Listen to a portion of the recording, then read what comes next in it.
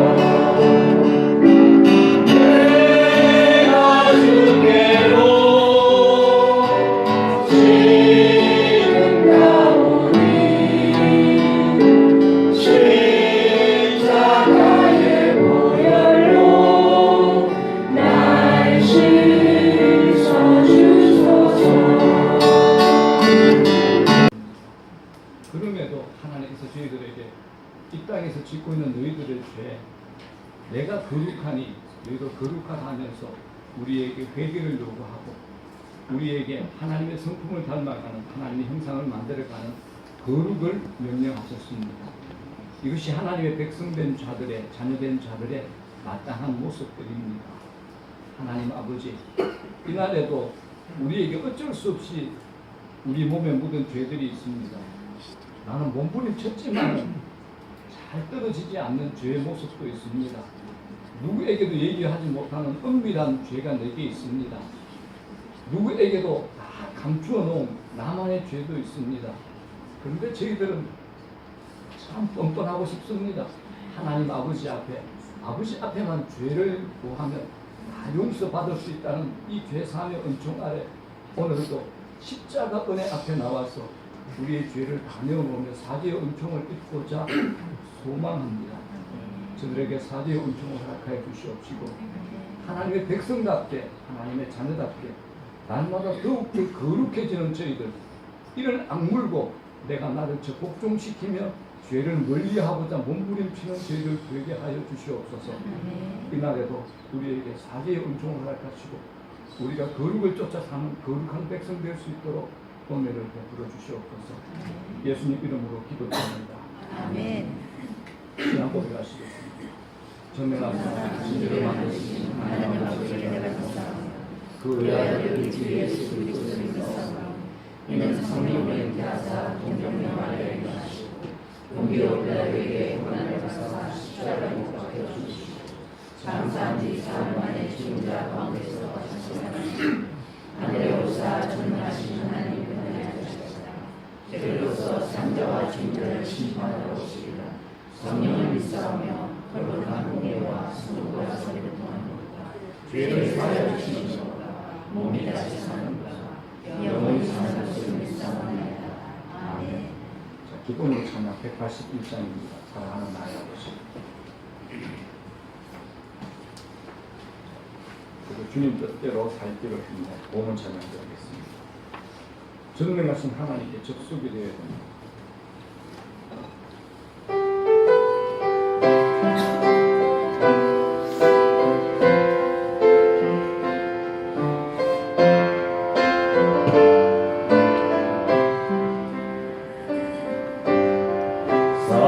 사랑하는 나의 아버지 이름 높여드립니다.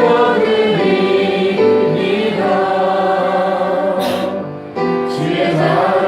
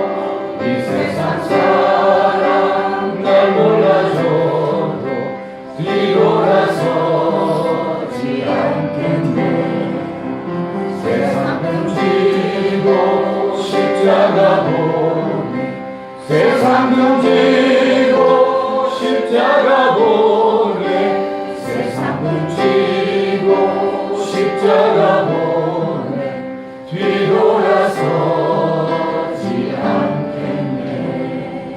기도드리겠습니다.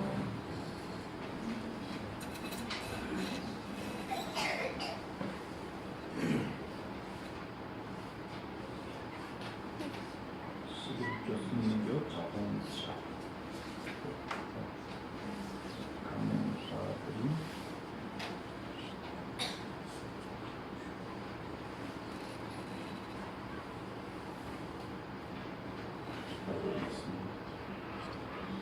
기도드리겠습니다. 하나님 아버지, 정말 주님 뜻대로 살기를 소망합니다. 이 세상 사람 내 삶을 인정하지 않는다 하더라도 주님 뜻 안에 온전한 진리의 길이 있고 주님 뜻 안에 우리가 바로 살 수 있으며 주님 뜻 안에만 화평이 있고 평강이 있고 기쁨이 있고 행복이 있습니다. 주님 뜻 안에 있는 것이 우리에게 가장 복된 길이요, 주님 뜻 안에 있는 것이 비교당하지 않고 비교하지 않고 짓눌리지 않고 매이지 않고 자유하는 삶임을 저희들이 압니다. 저들에게 은혜를 내려주시어서 하나님 주의 뜻대로 살아가는 자, 진리를 아는 자, 진리를 붙들고 살아가는 저희들 될 수 있도록 은혜를 다하여 주시옵소서. 이날에도 구분하여 가지 목적 헌금으로 주 앞에 올려드린 손길이 있습니다. 하나님께서 기쁘게 받아주시옵시고 하나님의 백성들이 세상 뜻에 매이지 아니하도록 세상 사람들이 우상처럼 여기고 목숨처럼 여기는 재물에 매이지 아니하도록 우리의 물질을 주께서 공급하여 주시옵시고 재정의 자유함을 얻을 수 있도록 은혜를 다하여 주시옵소서. 세상에 믿지 않는 사람들이 우리의 삶을 바라보면서 하나님의 보호자 되심이 분명히 드러날 수 있도록 하나님께서 우리의 모든 영역을 지켜주시옵소서. 우리 자녀들 교육하는데 우리가 살림을 꾸려나가는데 필요한 내 사업체에 필요한 자금들, 남을 돕는데 집을 사는데 차를 바꿔야 할 때 어떤 영역에서든지 하나님의 재정의 공급하심을 경험할 수 있는 저희들 될 수 있도록 은혜를 다하여 주시옵소서. 우리들 중에는 하나님께서 재물의 은사를 허락하신 자들도 있습니다. 재물 얻는 능을 허락한 은사도 하나님께서 허락하셨사오니 하나님 아버지 마땅히 그 은사대로 받아 누릴 수 있는 깨끗한 그릇, 준비된 그릇이 될 수 있도록 은혜를 하여 주시옵소서. 하나님 앞에 겸손한 자 되게 하여 주시옵소서.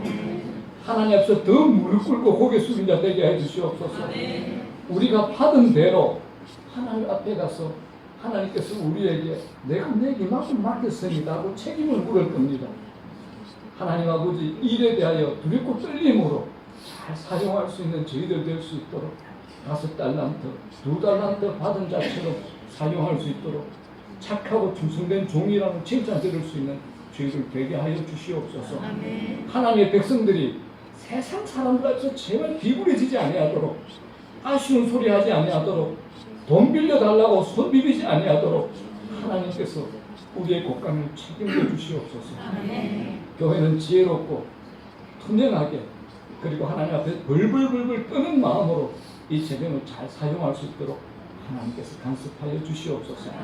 예수님 이름으로 감사하고 기도드리옵나이다. 아멘.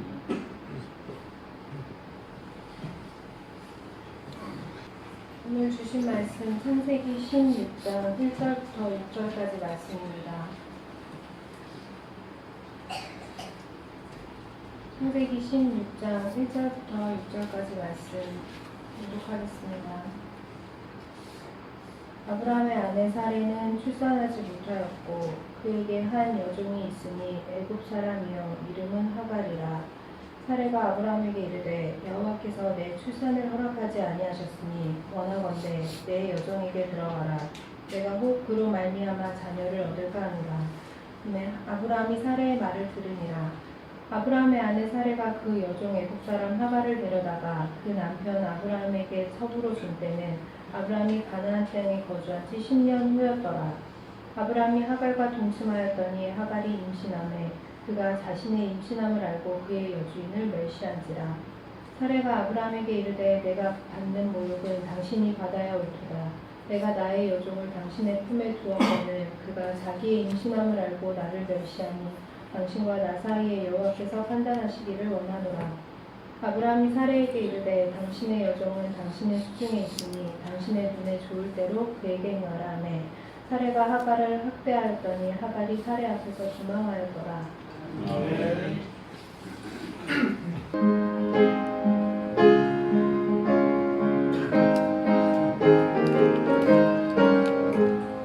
주의 친절한 발에 안기세 우리 마음이 편안하리니 항상 기쁘고 복이 되니 영원하신 발에 안기세 주의 발에 발에 그 크신 발에 안기세 주의 발에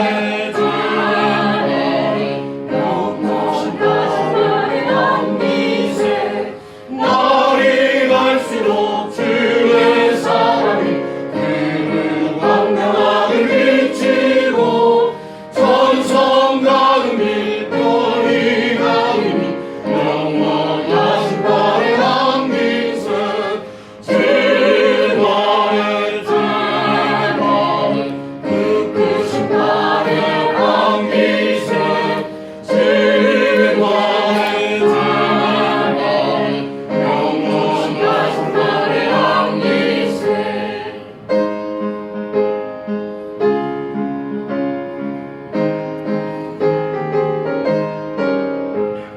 주의 보좌로 나아갈 때 기뻐 찬미 소리 외치고 겁과 두려움 없어지니 영원하신 발에 안기세 주의 발에 그 크신 발에 안기세 주의 발에 영원하신 발에 안기세 주의 발에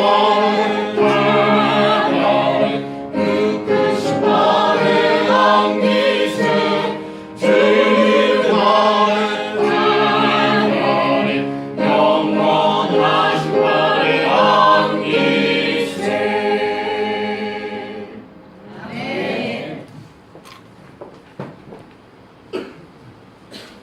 우리를 사랑하셔서 하나님의 형상으로 빚으시고 하나님의 귀한 구원받은 백성으로 살아가게 하신 하나님 아버지께 감사와 찬양과 영광을 돌려드립니다.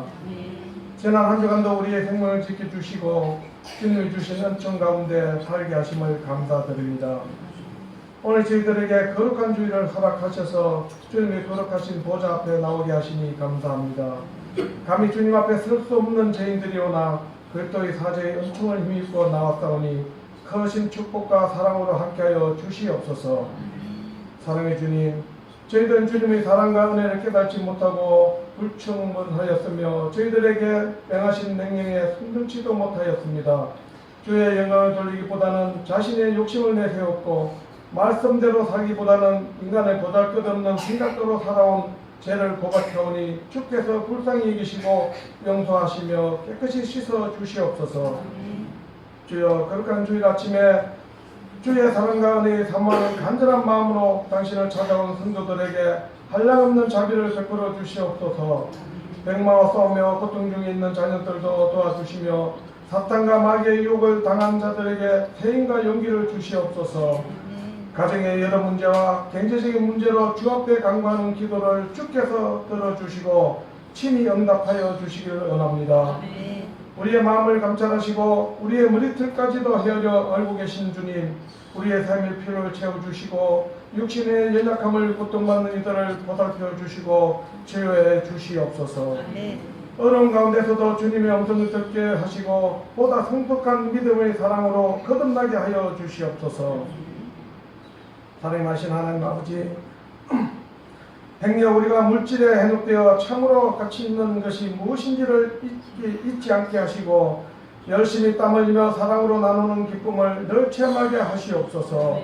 주님이 몸된 교회에 사랑하는 형제 자매들이 말씀으로 든든히 세워져가는 귀한 은혜를 베풀어 주시고 봉사하고 서로 섬기며 교제하는 가운데 함유교회가 주님이 잘했다고 칭찬하시는 아름다운 군의 방주대가 되게 하여 주시옵소서. 우리 교회의 부흥을 통하여 이 사회가 살아나고 부패해가는 모든 것이 죽은 나사로와 살아남같이 온전히 지는 놀라운 회복의 역사가 일어나게 하시어 주시옵소서. 사랑의 하나님, 이번 주 8주차 알파가 진행되고 있습니다. 지금까지 이끌어 주신 것도 주님의 은혜입니다. 오늘 8주차 알파 토크는 우리 목사님의 치유 사역으로 진행될 예정입니다. 목사님을 통해 통로로 삼아 주께서 이끌어 주실 줄 믿습니다.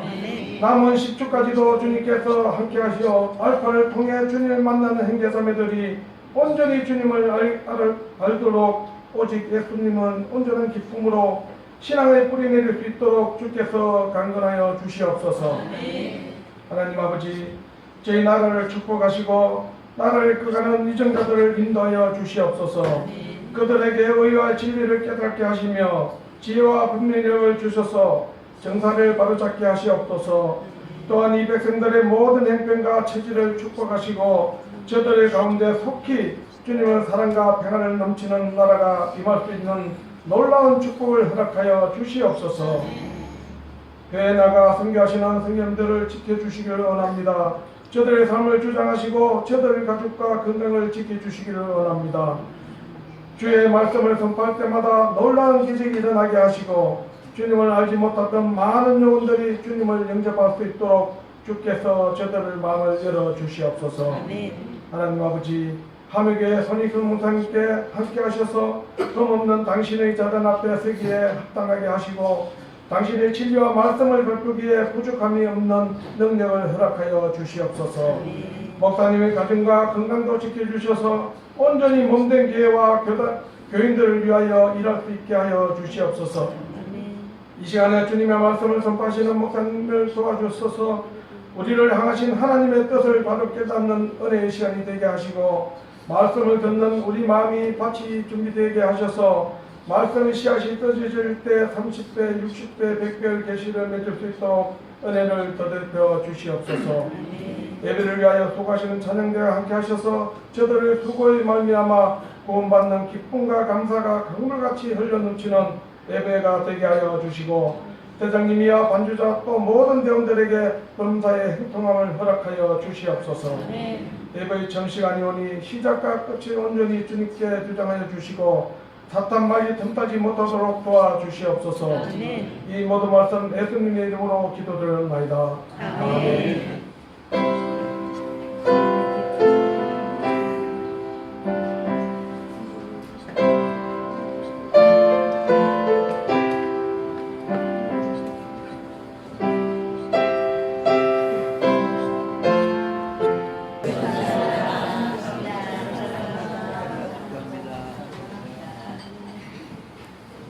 교회 소식 알려드리겠습니다. 오늘 전에 강수님께서 기대해 주신 대로 알파 8주차 진행 중입니다. 오늘 치유 사역을 하는데 참석한 모든 하나님의 백성들, 그러니까 여기는 이제 우리 알파 할 때 얘기하는 표현이 있습니다. VVVIP 난생 처음 교회에 발을 들여놓은 분들도 꽤 있습니다. 그분들이 하나님을 만져주시고 치유와 회복을 경험하게라고 기도해 주시고 또 우리가 치유 사역을 할 때 거룩한 성령의 불을 경험하게 해달라고 또 인도자들 저뿐만 아니라 저를 돕는 모든 헬퍼들까지 성령의 기름 부음을 허락해 달라고 여러분들이 중보해 주시면 감사하겠습니다. 꼭 부탁을 드리겠습니다. 그리고 오늘 2부 예배 후에 4시부터 하고 8시에 끝을 날 계획입니다. 그래서 2부 예배 후에 의자 외부 이동이 있습니다. 그래서 여러분들이 2부 예배 끝나는 대로 전과 같이 의자를 뒤로 다 빼는데 저희 교회 가족들도 좀 도와주시면 감사하겠습니다. 자, 금일에 항존 직분자 2부 설교 오늘은 최신앙 수의사님께서 하십니다. 3월부터 새벽 기도 시작합니다. 3월 첫 주일부터 2018년 사역을 시작합니다. 선교회별로 셀 사역을 시작해 주십시오. 그리고 금요 기도회를 저녁 7시부터 다니엘 기도회로 진행을 합니다. 저희들이 작년 12월부터 1, 2월까지 그 다니엘 기도했던 영상을 가지고 함께 은혜를 나누는데 권사님들이 너무 좋아하셨습니다. 너무 좋아요. 분명 은혜의 자리입니다. 그래서 한나, 마리아, 바나바 다 나오셔야 됩니다. 금요 시간을 가급적이면 비워놓고 다 나오십시오. 기도하셔야 됩니다. 5월 6일 예배 후에 남성교회 주최 1박 2일 모임을 갖습니다. 많은 참석 부탁드리겠습니다. 자, 말씀 전합니다. 법정 스님 아시죠? 그죠? 무소유의 기쁨을 누린다고 말을 했습니다. 많은 사람들이 그 말에 감명을 받았습니다. 우리 크리스찬들도 무소유라는 말에 감명을 많이 받았습니다. 그런데 우리 그리스도인은 무소유의 기쁨은 절대 아닙니다. 우리 그리스도인은 무소유의 기쁨이 아닌 우리 속에 그리스도를 소유한 기쁨을 누리면서 살아가셔야 됩니다. 기독교인들은 마음을 비우는 사람들은 아닙니다. 마음을 비우면 허전한 그 마음에 그 자리에 뭔가 채우게 되어 있습니다. 악한 영의 세력도 우리에게 들어오려 그러고 우리의 욕망이나 쾌락들이 다시 일어납니다. 그런 면에서 수도원적인 자기 절제의 삶을 사는 사람들이 타락을 잘합니다. 이걸 우리가 이해할 수 있습니다. 지난주에 저희 교회가 소속된 노회 임원 워크숍에 가서 제가 언젠가 여러분들에게 한 얘기를 다른 목사님들이 또 했습니다. 목사님들, 가톨릭 신부가 거룩합니까? 목사님 우리가 거룩합니까? 예, 목사들한테 물어봤어요. 목사님들이 아무 대답을 못해요. 신부라 그러자니 자존심 상하잖아요. 또 창피하고. 또 목사라고 그러자니 거룩할 것도 없고, 제가 말했습니다. 이렇게 말했습니다. 가톨릭 신부들보다는 목사들이 훨씬 더 거룩하다고 말을 했습니다. 모두들 눈을 크게 뜨고 저를 쳐다봐요. 제가 그랬죠. 신부들이 자식 새끼들 때문에 속 썩어 봤냐고. 그 어느 날 마누라한테 스트레스 받아가지고 다 같이 그렇게 봤냐고. 신앙의 완성은 가정인데 그런 것을 맛보기는 해봤냐고. 신부와 스님들은 결혼도 안 해보고 가정도 없는데 자식도 없는데 가정 상담을 하는 것은 너무 피상적이지 않냐고. 가정의 본질을 알기나 하고 이제 그런 소리 하냐고. 그랬더니 이제 다들 동의를 하셔요. 여러분, 우리는 그 수도원적인 격리와 자기 절제의 삶을 사는 자들은 절대 아닙니다. 우리는 끊임없이 그리스도의 마음으로 하나님 말씀을 채워가며 사는 자들입니다. 그런 면에서 기독교는 비움의 종교가 아니라 채움의 종교가 됩니다. 채움의 종교입니다.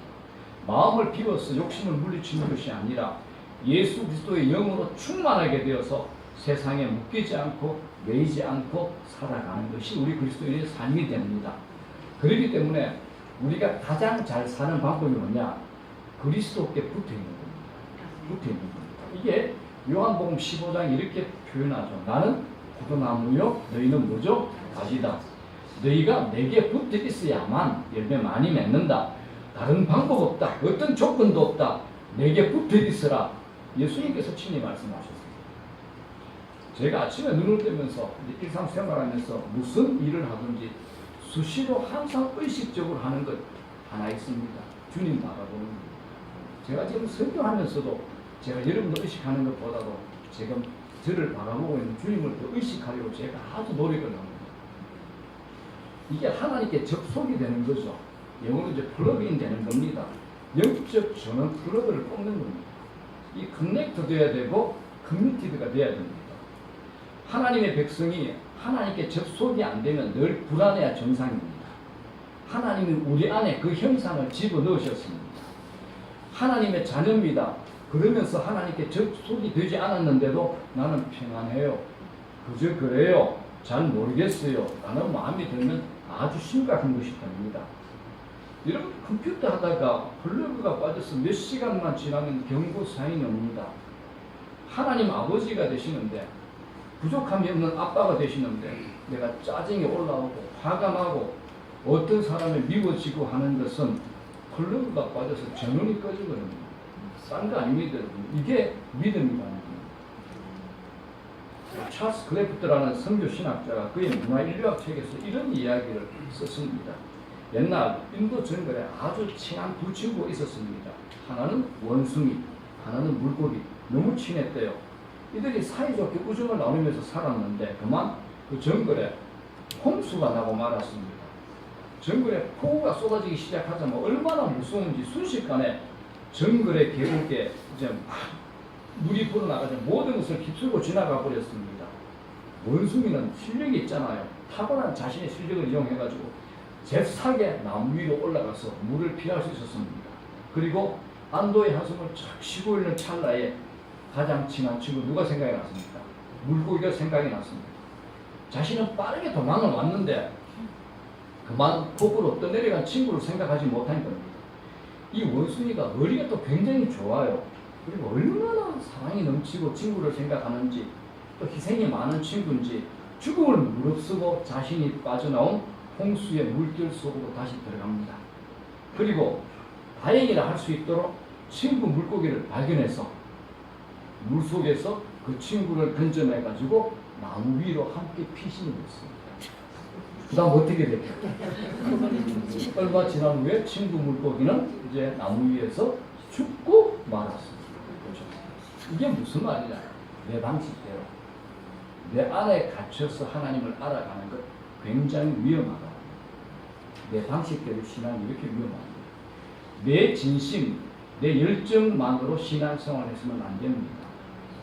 믿음의 선배들의 연구와 이해를 참고하셔야 되고 기도와 깊은 실천 속에서 그 메시지를 확인하셔야 됩니다. 오늘 아브라함의 얘기도 그런 차원입니다. 우리가 잘 아는 얘기입니다. 본문은 제일 먼저 문제로부터 출발합니다. 1절 시작. 아브라함의 아내 사라는 출산하지 못하였고, 아브라함의 가정에 문제가 있습니다. 당시 혈통 중심의 사회 속에서 상속을 받을 자손이 없다. 이건 치명적인 문제죠. 그런데 더 심각한 게 있습니다. 나이입니다. 아브라함과 사라가 자녀를 낳기에는 육체의 한계를 훨씬 지나가 버린 겁니다. 기대를 포기한 상태입니다. 그런데 하나님께서 어느 날 나타나셔서 아들을 주시겠다는 겁니다. 창세기 앞에 15장을 보게 되면 하나님께서 아브라함을 이끌고 밖으로 나가서 이렇게 말합니다. 15장 5절 시작. 그를 이끌고 밖으로 나가 이르시되 하늘을 오라 무 별을 셀 수 있나 보라. 또 그에게 이르시되 내 자손이 이와 같으리라. 하늘을 봐라. 별들이 얼마나 많은가. 네 자손이 이와 같으리라 말씀하셨습니다. 하나님께서 어마어마한 약속을 해주신 겁니다. 일방적으로 해주신 언약입니다. 그동안 자식이 없었던 아브라함이나 사라에게는 기대감이 생기죠. 요새 말로 표현하면 애기 신발도 사놓고 옷도 사고 보행기도 준비하고 산후조리원도 알아보고 준비했습니다. 그런데 세월은 지나가는데 몸에 기별이 없습니다. 혼란스럽습니다. 이게 신통한 의사가 한 말이 아니라 하나님께서 약속을 주셨는데 이 약속이 이루어지지 않은 겁니다. 나이가 점점 들어가니까 이제 마음이 급해집니다. 여러분, 마음이 급해지면 생기는 부작용이 있죠. 판단력이 떨어집니다. 투자하시는 분들은 그렇죠. 그죠? 마음이 급해지면 판단력이 떨어집니다. 그러면 무슨 일이 일어나는가? 하나님은 뒤로 제쳐놓고 내가 상황을 조정하고 싶은 욕망이 생깁니다. 하나님 뒤로 계십시오. 그렇죠? 바로 이때 또 한 사람이 끼어들고 누가 끼어들까요? 마귀 새끼가 끼어듭니다. 마귀는 야, 네가 할 수 있는 게 네가 빨리 찾아라고 우리 조급증에 불을 지릅니다. 그래서 신자에게 조급증은 불신앙입니다. 이건 조급증은 불신앙입니다. 서두르서는 안 됩니다. 사실 이때는 아브라함이 하나님의 약속을 받은 지 10년이 지났습니다. 나이든 아브라함에게 10년은 엄청난 시간이죠. 그러나 여러분 잊지 마십시오. 하나님의 약속 금방 이루어지지 않습니다. 금방 이루어지지 않습니다. 약속이 금방 이루어지면 그것을 약속이라고 그러지 않습니다. 어떤가요? 약속이 금방 이루어지면 약속이라고 그러지 않죠. 약속했다는 말은 지금이 아니라 미래라는 겁니다. 미래라는 말입니다. 그래서 신앙은 기다림이 아주 중요합니다. 기다림 없이 믿음이 만들어지지 않습니다. 기다림의 시간이 믿음을 믿음으로 만들어내는 테스트의 시간입니다. 하나님이 왜 당신의 백성들에게 피할 수 없는 어려운 곳으로 인도하시나? 이건 우리 삶의 가장 큰 질문이기도 합니다. 정답은 우리가 어려움을 감수할 때 얻을 게 많기 때문입니다. 여러분 한번 생각해 보십시오. 지금 평생 가장 친하게 지내는 친구가 누군가요? 대부분이 고등학교 동창들입니다. 왜요? 그때는 선택의 여지가 없습니다. 고등학교 다니면서 짝지하고 아무리 날마다 싸워도 다음날 또 만나야 됩니다. 세상 말로 꼴같지 않는 놈들이지만 또 학교 가서 봐야 됩니다. 이제 감수성이 제일 예민할 때죠. 세상이라는 것을 바라보기 시작하는 그 나이에 미운 정이 다 들어버립니다. 이제 받아들이고 인정하다 보니까 정이 들어버렸어요. 믿음의 본질이 뭐냐? 기다림과 견뎌내입니다. 기다릴 줄 알고 견뎌낼 줄 아셔야 됩니다. 피할 수 없는 상황은 버티고 견디게 만듭니다. 그래야 여러분 깊어집니다. 그래야 깊어지는 겁니다. 가족이지만 정말 마음에 들지 않는 사람도 있습니다. 여러분 그런 분 없는가요? 저는 있는데. 가족이지만 정말 마음에 들지 않는 사람도 있습니다. 그런데 피할 수가 없습니다. 왜? 가족이기 때문에.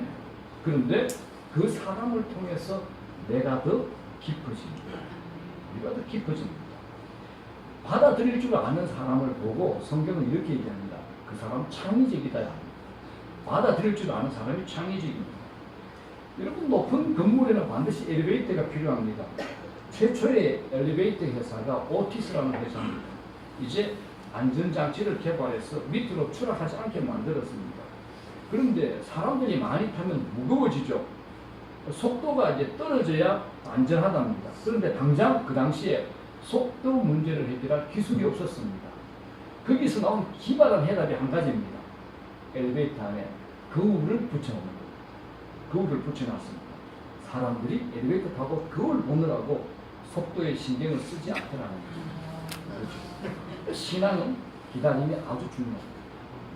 기다림 없이는 믿음이 만들어지지 않습니다. 기다림의 시간이 믿음을 믿음으로 만들어내는 테스트의 시간입니다. 하나님께서 여러분 신자에게 반드시 하시는 게 하나 있습니다. 믿음의 테스트 하십니다. 여러분들에게 믿음의 테스트 하십니다. 제게도 하십니다. 이 검증하는 겁니다. 교회 공동체 안에도 마찬가지입니다. 검증을 제대로 거친 믿음을 가진 사람이 있는가 하면 허접하게 아주 허접하게 날림으로 믿음이 만들어진 사람도 있습니다. 제가 초신자들한테 늘 하는 말이 있습니다. 무조건 기도하시라고 하나님 기가 막히게 응답해 주신다고 얘기합니다. 초신자일 때는 기도 응답이 빠릅니다. 왜요? 기도가 응답되지 않으면 교회에 나오지 않을 것을 하나님께서 아시기 때문에 빨리 응답해 주십니다. 그런데 믿음 생활을 오래 하다 보면 기도 응답이 잘 되지 않습니다. 응답받기까지 시간이 점점 길어집니다. 이게 무슨 시험입니까? 하나님께서 무엇을 시험하시는 겁니까? 하나님께서 하나님에 대한 믿음, 하나님에 대한 신뢰를 시험하는 겁니다. 하나님께서는 우리가 하나님을 신뢰하시기를 원하십니다. 그런데 이 신뢰라는 것은 안전망 속에서는 확인되지 않습니다. 어디에서 확인되죠? 불확실한 상황 속에서만 검증이 됩니다. 그러니 우리가 어렵죠. 그죠? 아무것도 안 보일 때, 정말 힘들 때, 막막할 때, 고난이 동시다발로 다가올 때, 이때 우리가 검증을 받는 겁니다. 여러분 잘 되고 있을 때 저절로 믿고 따르고 신뢰하게 됩니다. 신뢰하지 않을 수가 없죠. 남편 돈 잘 벌어, 자식 새끼들 다 좋은 대학 가, 집안 통장에 잔고 많아. 그럼 누구나 폼 잡고 교회 나와서 신앙생활 할 수 있습니다. 다 잘합니다. 그때는 누구나 폼 잡고 다 건사할 수 있고 안수지도 다 할 수 있습니다. 그런데 자식 새끼 그대로 지중이 속썩여. 남편도 집에만 들어오면 성질 바락바락 내. 시댁도 속썩여. 친정 나쁜 사람 있어. 이럴 때 진가가 드러나는 겁니다. 고난의 때 실력이 자기 진짜 영적인 실력입니다. 그때 실력이 진짜 영적인 실력입니다. 신뢰라는 것은 불확실한 상황 속에서 검증이 됩니다. 그래서 하나님께서 때로는 우리를 그쪽으로 좀 몰아넣으십니다. 우리를 그렇게 다루기도 하신다는 겁니다. 그러면 여러분 이게 무슨 말인가 빨리 알아채셔야 됩니다. 그죠? 빨리 대응해야 됩니다. 그런데 믿음의 조상이라는 아브라함이 이 믿음의 테스트를 넘을게요? 못 넘을게요? 못 넘었죠. 오늘 그 이야기가 우리 통쾌함을 느끼는 겁니다. 그래, 믿음의 조상도 못 넘었다. 나는 한 번쯤 안 넘어도 된다. 자, 1절 시작. 아브라함의 아내 사라는 출산하지 못하였고 그에게 한 여종이 있으니 애국 사람의 이름은 하갈이라. 자, 이게 제일 재밌는 게 뭐죠? 그에게 한 여종이 있으니 이 말에 주목하셔야 됩니다. 좋은 조건 하나가 눈에 딱 들어오는 겁니다. 고대 사회에서 남자가 부인을 여러 명 두는 것 전혀 문제되지 않습니다. 이건 자연스러운 일입니다. 그런데 예쁘고 아기를 정말 잘 낳을 것 같은 여종이 눈에 딱 띈 겁니다. 스파크가 팍 튄 거죠. 문제를 해결해 줄 대안이 찾아오는 겁니다. 자, 여러분 신자들에게도 이때가 문제입니다. 대부분 많은 사람들이 신자들 이 점에 사고를 칩니다. 오늘이 바로 그런 얘기입니다. 그에게 한 여종이 있으니 라고 아기를 낳는 문제를 해결해 줄 수 있는 다른 방법을 말하는 겁니다. 아마 아브라함이 생각했을 거예요. 아이고, 내 아내 사례를 통해서만 자식 새끼 낳으라는 법이 있나라고 이 생각을 했을 겁니다. 다른 방법도 얼마든지 가능할 거라고 생각이 들었을 겁니다. 그래서 2절에 보게 되면 시작. 아브라함에게 이르되 여호와께서 내 출산을 허락하지 아니하셨으니 이렇게 기록되어 있습니다. 여보, 아브라함 씨, 10년이 지났잖아. 하나님이 내 몸을 통해서는 우리 가정에 자녀를 허락하지 않으시는 것 같아요. 이렇게 말을 한 겁니다. 그러면서 가정의 주도권을 쥐고 있는 사례가 남편 아브라함에게 강력하게 이렇게 말합니다. 2절 시작. 사례가 아브라함에게 이르되 여호와께서 내 출산을 허락하지 아니하셨으니 원하던대 내 종에게 들어가라. 내가 혹 그로 말미암아 자녀를 얻을까 하노라 하며 내 여종에게로 들어가라. 이게 뭐죠? 내 여종과 동침하라는 겁니다. 그래서 자식을 얻자는 겁니다. 이게 마치 여러분 하나님의 응답처럼 보입니다. 이제 우리 다 늙었습니다. 소망이 없습니다. 하나님께서 약속 주셨는데 그렇다면 자기 부인 사례의 여종을 통해서라도 자식을 주시기 원하시는 것이라고 얼마든지 우리가 그렇게 판단하고 생각할 수 있습니다. 여기서 우리가 정말 조심해야 됩니다. 이게 좋은 소식, 하나님의 응답처럼 들리는 복음 같지만 이 가짜입니다. 비슷할 뿐입니다. 우리 주변에 비슷한 복음, 유사한 복음이 참 많습니다. 그래서 우리를 헷갈리게 만듭니다. 몇 년 전에 저희 교회가 속한 노회에 어느 교회에서 있었던 일입니다. 젊은 목사님께서 가정집에서 공간을 넓게 만들어서 20명과 함께 예배를 잘 드렸습니다. 이럴 때 이제 예배당 건물에 대한 욕심이 생기죠. 교회를 짓기도 하고 기도하고 이제 작전 활동도 했는데 놀랍게도 신앙생활 얼마 하지 않은 여집사께서 별로 신앙도 믿음도 깊지 않은 여집사께서 뜨거워져가지고 자기 집을 건축 헌금으로 내놓겠다고 작정을 했습니다. 이제 목사님 흥분하죠. 전 교인이 뜨거워졌습니다. 함께 기도하고 이제 교회 부지를 알아보고 땅을 계약을 했습니다. 자, 물어보고 싶습니다. 여러분, 이 일이 우리 교회 안에 일어났다. 여러분 어떻게 하시겠습니까? 이 일이 우리 교회 안에 일어났다. 야, 우리 교회가 이 상가에서 벗어나서 저 앞에 한 100평 되는 땅을 사서 새로 지어보자. 그래서 기도하고 헌금했는데 어떤 집사님께서 목사님 여러분들 앞에서 제가 저 건물을 헌물하겠습니다라고 막 고백을 하면 굉장히 흥분하죠. 다 대단한 분이야라고 칭찬할 겁니다. 그렇지 않겠습니까? 근데 끝까지 한번 들어보십시오. 자기 집을 헌금한 여자 집사님의 남편이 그제서야 알고는 교회에 와서 난리를 친 겁니다. 야, 교회가 사람 마음을 미혹해가지고 남의 집을 이렇게 풍지박산 만들어 놓냐? 헌금한 내 아내가 잘못 판단한 것이야. 무효야. 이렇게 돼버립니다. 그래서 교회가 뒤집어지고 큰 시험에 들었습니다. 젊은 목사니까 이제 이 시험을 이기지 못하고 결국은 교인들을 전부 다른 교회로 보내고 자기는 여수의 작은 교회에 가서 부목 서로 섬겼습니다. 굉장히 오랜 시간을 이 목사님이 고통 가운데 보냈습니다. 만일에 저 같으면 이렇게 말했을 것 같아요.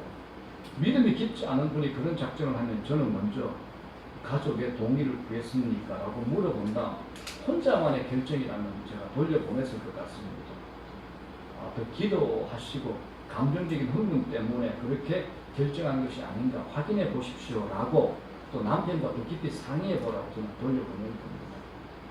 한국 교회 안에 이런 허물과 이렇게 헌금하신 분 많이 있습니다. 집과 땅을 헌물하기도 하시고 큰 교회 기도원의 대부분의 부지는 교인들이 헌물을 한 겁니다. 그런데 여기에 이런 함정들이 늘 있을 수 있다는 겁니다. 그리고 만약 남편이 와가지고 난리를 친다 하더라도 깨끗이 되돌려주고 사과하면 됩니다. 그리고 교인들에게 상황을 설명하고 우리 기도합시다. 기다립시다. 영적 설명을 해주면 되죠. 그러면 더 깊은 은혜가 되기도 할 겁니다. 교회 전체가 시험을 이기고 되면 더 단단해집니다. 건물 있는 예배당 안에만 하나님 계신 건 아니잖아요. 그렇죠. 오늘도 우리도 이런 끊임없이 이런 유혹에 시달릴 수 있습니다. 유혹받을 수 있습니다. 거짓 복음, 거짓 소망에 우리가 시달릴 수 있습니다. 지금 당신이 원하는 것 당장 손에 넣을 수 있다. 더 이상 기다릴 필요 없다. 지름길 있다. 골치 아프게 고생하지 마라. 한 방에 해결될 수 있다라고 권수영 집사님은 매주 유혹을 받는답니다. 만날 때마다 그 얘기를 하시고 한 방이면 되는데 목사님 어떻게 합니까? 한 방이면 되는데 집사님 이거 공개적으로 제가 얘기하고 죄송합니다. 다 아실 것 같아서 얘기했습니다. 유혹은 멀리 있지 않고 가까운 곳에 있습니다. 자, 아브라함이 아내 사례 유혹에 아브라함이 넘어갔나요? 안 넘어갔나요? 넘어갔습니다. 자, 2절 하반절 시작. 사례가 아브라함이 이르되 여호와께서 내 출산을 허락하지 않으니 원하던대 내 여종에게 들어가라. 내가 혹 그로만 자녀를 얻을까 하노라 하며 아브라함이 사례의 말을 들으니라. 아브라함이 사례의 말을 들음이라고 기록되어 있습니다. 아브라함은 아내에게 순종을 잘합니다. 요새 보통 남편들이 아내의 말 잘 안 듣는 죽음이죠.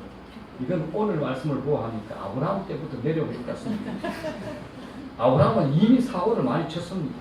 10년 전에 자기가 살던 땅에 기근이 들어 애굽에 내려갔다가 자기 아내 사례가 너무 예쁘니까 거기서 혹시 다른 사람들이 자기 아내를 빼앗으려고 한다면 자기를 먼저 죽일 것 같으니까 자기 아내에게 여보 당신 내 아내 아니야 누이라고 해라고 이렇게 지시합니다. 그런데 당시 애굽의 바로왕은 지금의 트럼프, 푸틴, 시진핑의 권력을 합친 것보다 더 강한 권력을 가진 막강한 왕이었습니다. 바로왕이 사례를 보고 첫눈에 뻥가버렸죠. 그래서 아브라함을 불러서 당신과 함께한 제자가 누구냐고 물어보니까 아브라함이 내 위동생입니다 라고 합니다. 그러니까 애굽왕 바레가 잘 됐다 해가지고 노비, 가축, 재물을 주고 사례를 자기 궁으로 드립니다. 값을 치르고 산 거죠. 정상이었죠. 바로왕이 잘못한 것이 하나도 없습니다. 그런데 하나님께서 그날 밤 바로왕에게 나타나셔서 엄청난 재앙을 내리셨습니다. 부들부들 떨면서 바로왕이 혼쭐이 났습니다. 잘못은 아브라함이 했는데 혼은 누가 났습니까? 바로가 났습니다. 잘못은 아브라함이 했는데 회개는 누가 했습니까? 바로가. 하나님께서 그렇게 보호해 주셨기에 망정이지 이건 아브라함의 큰 실수입니다. 우습게도 뒤에 가게 되면 이런 똑같은 실수를 한 번 더 합니다. 한 번 더.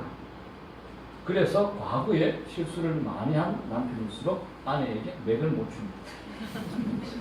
아브라함은 지금 나이가 많이 들었습니다. 아내 살이 짓눌거림 설득과 강요에 버틸 수가 없습니다. 물론 처음에 안 된다고 했을 겁니다. 하나님께서 그렇게 말씀하지 않으셨다고 하나님께서 약속하신 아들을 주실 때까지 기다려보자고 그렇게 했을 겁니다. 그런데 주부들의 특징이 있죠. 나이가 들면 아주 집요합니다. 그렇죠. 뭐 여성의 집요하면 남자들은 당할 수가 없어요. 그러나 남자들의 책임이 또 있습니다. 누가 뭐라고 해도 아니면 아니어야 합니다. 말씀을 지킬 책임이 누구에게 있습니까? 남자에게 있습니다. 왜? 하나님께서 아브라함에게 말씀을 주셨기 때문입니다. 아내의 말에 순종하는 것 물론 좋은 일입니다. 그러나 하나님의 말씀에 비추어 봐야 됩니다. 후에 아브라함 말년 창세기 22장 2절을 보면 하나님께서 아브라함에 이런 얘기를 합니다. 시작. 네 아들 네 사랑하는 독자 이삭을 데리고 모리아 땅으로 가서 내가 네게 일러준 한 산 거기서 그를 번제로 드리라고 이런 말씀합니다. 하나님께서 아들을 주셨는데 믿음의 테스트한 거죠. 네 아들 독자 이삭을 제물로 내게 바쳐라. 번제로 드리라는 겁니다. 여러분 번제를 우습게 생각하지 마십시오. 그냥 죽이는 거 아닙니다. 죽여서 가죽을 벗겨서 각을 떠서 태우는 것이 번제입니다. 짐승을 잡아서 그렇게 제사하죠. 하나님께서 아브라함에게 네 아들 내한테 그렇게 바치는 않습니다. 지금 아브라함이 하나밖에 없는 아들 그렇게 바쳐야 됩니다. 그런데 이 자리에서 자기 부인 사라가 보이지 않습니다. 아브라함이 혼자 결정하고 모리아산으로 간 겁니다. 만일 아브라함이 자기 아내 사라와 의논했다면 어떻게 됐을까요? 머리털 다 빠졌습니다. 아브라함은 모리아로 올라가지도 못했을 겁니다. 그런데 오늘 사건은 그전의 사건이죠. 결국 사건이 터진 겁니다. 아브라함이 하나님의 약속을 기다리지 못하고 하갈과 동침하여 하갈이 아기를 갖습니다. 이때부터 이제 가정의 불화가 시작되는 겁니다. 하갈이 임신해서 자기가 집안의 혈통을 잊게 해주니까 안중이 된 것처럼 착각을 하죠. 여주인 사례를 멸시합니다. 한 집안에서 삼각관계가 형성됐습니다. 가정의 고통이 시작이 됩니다. 문제를 풀었습니까? 오히려 꼬였습니다. 인간의 머리에서 나온 요책은 불행으로 몰고 갑니다. 하나님의 약속은 하나님의 시간을 통해서 만들어가는 것이지 인간의 능력으로 해결되는 것은 아닙니다. 아브라함은 하나님의 테스트에 실패하고 말았습니다. 벽을 넘지 못하고 넘어졌습니다. 아브라함은 하나님의 약속을 하갈을 통해서 얻고 싶어 했습니다. 하지만 여기서 성경은 하나님의 약속을 신뢰하지 못하고 믿음으로 기다리지 못한 아브라함에게 하나님이 꾸중을 하십니다. 어떤 꾸중이냐? 자, 16장 16절. 오늘 사건의 마지막을 성경은 이렇게 설명합니다. 시작. 하갈이 아브라함에게 이스라엘에 나왔으되 86세였더라. 그리고 난 다음에 바로 17장을 연결해요. 17장 1절에 시작. 아브라함이 99세 때 여호와께서 아브라함에게 나타나서 그에게 이르시되 나는 전능한 하나님이라. 아브라함이 86세의 하갈을 통해서 이스마엘을 낳은 후에 언제 또 나타납니까? 하나님께서 99세에 하나님께서 나타나십니다. 몇 시간의 공백이 있습니다. 하나님께서 13년을 침묵해 보십니다. 아무 말도 안 하시는 거예요. 침묵하시는 거예요. 아브라함이 처음 고향집을 떠나 가나안으로 올 때 유일하게 그의 위안, 힘이요 의지하셨던 하나님께서 자기에게 13년을 침묵해 버리니 그것보다 더 무서운 것은 없는 겁니다. 이것이 꾸중이라는 증거가 바로 나타납니다. 1절 다시 한번 시작. 아브라함이 99세 때 여호와께서 아브라함에게 나타나서 그에게 이르시되 나는 전능한 하나님이라. 13년 만에 나타나셔서 아브라함에게 나는 전능한 하나님이라 하고 말씀하시는 것은 나는 무엇이든지 다 할 수 있는 전능자라는 의미보다는 너는 아직도 나를 못 믿느냐라는 꾸중입니다. 너는 아직도 나를 못 믿느냐라는 꾸중이라는 거예요. 여러분, 우리에게 찾아오는 유혹이 있습니다. 내 힘으로 하고 싶어 하는 거예요. 내가 하면 될 것 같습니다. 하나님께서 안 계셔도 될 것 같습니다. 그런데 코드가 맞지 않게 되어 있습니다. 하나님의 약속은 하나님의 방법으로 이루어지기 때문입니다. 우리들이 자주 쓰는 말 중에서 재미있는 말이 있죠. 지나가는 사람 붙잡고 물어보시오. 길을 막고 물어보시오. 내 말이 맞지? 여러분, 길을 막을 필요 없죠. 다 한 통 속인데. 어떻게 하셔야 됩니까? 성경을 보셔야 됩니다. 성경을 보셔야 됩니다. 신자들의 신앙생활 가운데 가장 힘들고 어려운 약점이 무엇인지 아십니까? 예수 그리스도를 구세주로 알고 믿기는 시작했는데 내 삶의 주인으로 받아들이는 데는 힘들어하고 시간이 많이 걸린다는 겁니다. 잊지 마십시오. 성경을 통해서 하나님께서 우리에게 하고 싶은 이야기는 인생의 결정적인 축복은 너희 능력과 재주에 달려있지 않다는 겁니다. 내 손에, 하나님의 손에 달려있다는 것을 우리에게 말씀하는 겁니다. 하나님께서 우리를 기다리게 하시고 훈련시킵니다. 내가 준비되게 하십니다.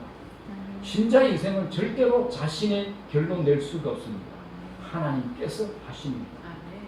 인생을 살아가면서 나는 망했구나 싶을 때가 있습니다. 그런데 여러분, 절대 끝난 것 아닙니다. 끝날 때까지 끝난 것 아닙니다. 하나님께서 결론을 내리실 겁니다. 이게 하나님 자녀의 권세입니다. 하나님 자녀이기 때문에 그렇습니다. 옆으로 난 새끼를 보려면 새끼를 보이는 곳까지 가봐야 됩니다. 빛이 비치는 곳에 이르러야 빛이 보입니다. 그렇지 않고 멀찍이 서서 바라보고서는 새길과 빛이 모습을 드러내지 않습니다. 우리들이 평생 잊지 말고 붙들어야 할 것이 있습니다. 평생 잊지 말고 붙들어야 할 것이 있습니다.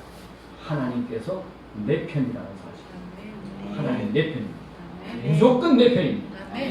하나님이 당신의 아들 독생자 예수 그리스도를 십자가에 죽이기까지 내 인생에 고집을 부리고 계신다는 거예요. 내가 고집 세다 하더라도 평생 부릴 수 있는 것은 이 땅에 살아있을 때 동안 밖에 못 부립니다. 근데 하나님께서는 내가 이 땅에 태어나기 전에 이 땅에 있는 동안 그리고 이 땅을 하직하는 그날에도 그 이후에도 하나님께서는 나에 대해서 고집을 부리실 겁니다. 그래서 하나님의 별명이 있죠. 영원입니다. 영원. 오늘 아브라함 큰 실수합니다. 하나님께서 친히 하신 그 약속을 기다리지 못해 가장 쉬운 인간적인 방법을 붙들고 맙니다. 그런데 우리도 그럴 수 있다는 것, 나도 그럴 수 있다는 것을 교훈하기 위해서 성령 하나님께서 이것을 기록해 하셔서 오늘 우리가 보고 들으며 경기에 삼도록 하신 겁니다. 나도 그럴 수 있다는 거예요. 우리도 그럴 수 있다는 거예요. 여러분, 비슷한 것에 속지 맙시다. 여러분들이 뭘 좀 안다고 해서 자신이 굉장한 수준에 와 있다고 착각하시면 절대 안 됩니다. 우리는 수없이 그러지 않겠다라고 약속하고 말하고 하나님께 결단하고 작심 기도까지 했지만 또 그러는 사람 아닙니까? 또 하잖아요.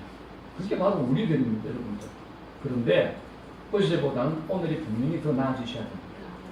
우리가 하루 만에 성결해지고 거룩해지진 않겠지만 오늘보다는 내일이 더 나아지셔야 됩니다. 약속하실 수 있겠습니까? 네. 약속하실 수 있겠습니까? 네. 한 번 더. 약속하실 수 있겠습니까? 네. 예, 별 수 없는 저도 그러겠습니다. 하나님은 우리 아버지십니다. 자녀를 키우는 부모가 자녀를 포기하는 아버지는 없습니다. 잊지 마십시오. 로마서 8장 31절 시작. 그런즉 이에 대하여 우리가 무슨 말하리요? 만일 하나님이 우리를 위하시면 누가 우리를 대적하리요?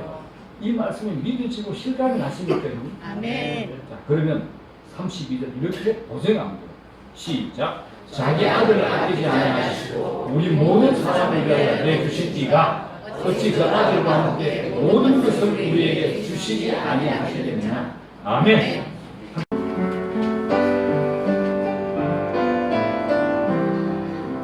하나님 한 번도 나를 하나님 한 번도 나를 실망시킨 적 없으시고 언제나 공평과 은혜로 나를 지키셨네. 하나님 한 번도 나를 하나님 한 번도 나를 실망시킨 적 없으시고 언제나 공평과 은혜로 나를 지키셨네. 우리 주님은 신실하십니다. 오 신실하신 주, 오 신실하신 주, 내 너를 떠나지도 않으리라. 내 너를 버리지도 않으리라. 약속하셨던 주님, 그 약속을 지키사 이후로도 영원토록 나를 지키시리라 확신하네. 신실이라는 말은 하나님께서 약속하셨다는 겁니다. 두 번째, 하나님 그 약속을 지키신다는 겁니다. 책임지신다는 겁니다. 지나온 모든 세월들 지나온 모든 세월들 돌아보아도 그 어느 것 하나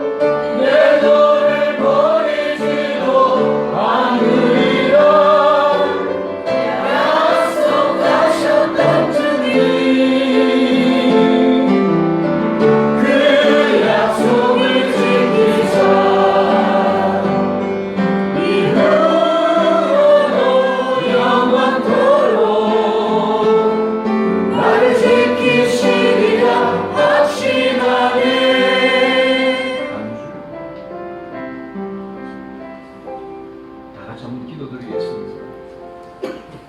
믿음의 조상이라는 아브라함의 실수를 아내를 누이라고 했을 뿐만 아니라 하나님의 약속을 믿지 못하고 다른 방법을 선택한 이 아브라함의 큰 실수를 왜 성경에 기록하셨을까? 우리에게 경계로 삼기 위함입니다. 우리도 저런 실수할 수 있습니다. 그런데 하나님께서 저런 큰 실수한 아브라함을 믿음의 조상으로 만들었듯이 하나님께서 우리도 그렇게 만드실 겁니다. 왜냐하면 하나님이 내 아버지 되시기 때문입니다.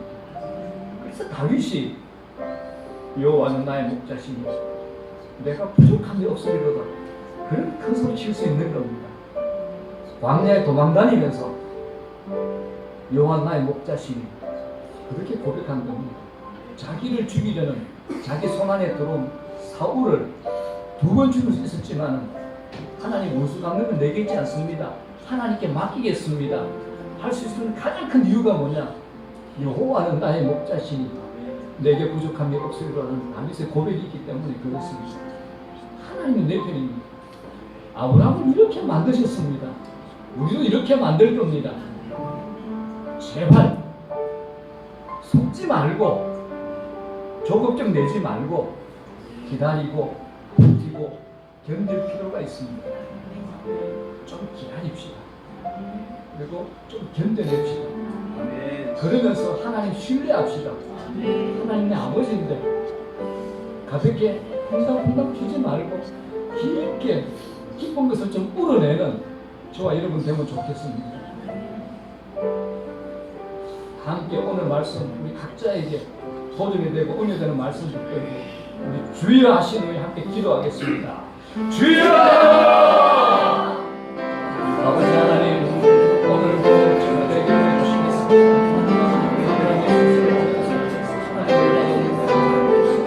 여호와는 나의 목자시니 하나님은 나 아버지를 되십니다. 하나님은 내 편이 되십니다. 세상에 어떤 사람에서 내 편이 되면 다 대화하고 하나님께서 내 편이 되십니다. 아브라함을 그리 만들어가시고 하나님께서 저도 예수하고 못난 저도 하나님께서 만들어가셨기 때문에 하나님이 내 편이 되십니다.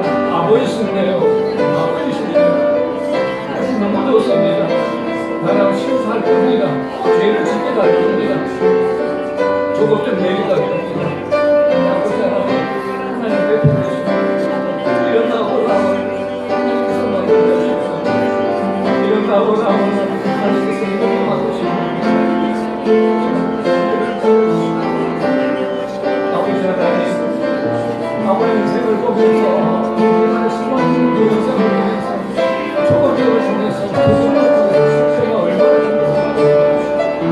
기다려야 해주시옵소서. 기다리고 기도하고 견디는 죄를 되게 해주시옵소서. 기도하고 견디는 죄를 되게 해주시옵소서. 이 죄를 열어주시옵소서. 이 말씀이 우리 삶의 실제가 되게 해주십시오. 이 말씀의 언약이 내게 실제가 되게 해주시옵소서. 이론이 아니라 죽은 결제가 아니라 이 언약이, 이 말씀이, 이 약속이 우리에게 실제가 되게 해주시옵소서. 실제가 되게 해주시옵소서.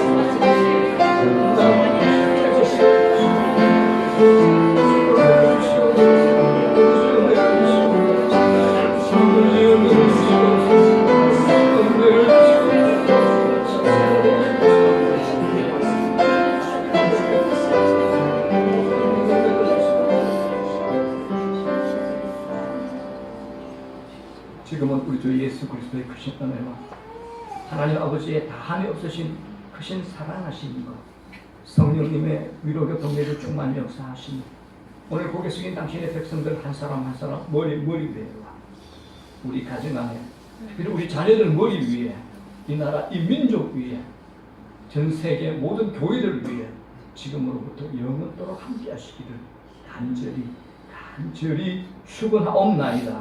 아멘.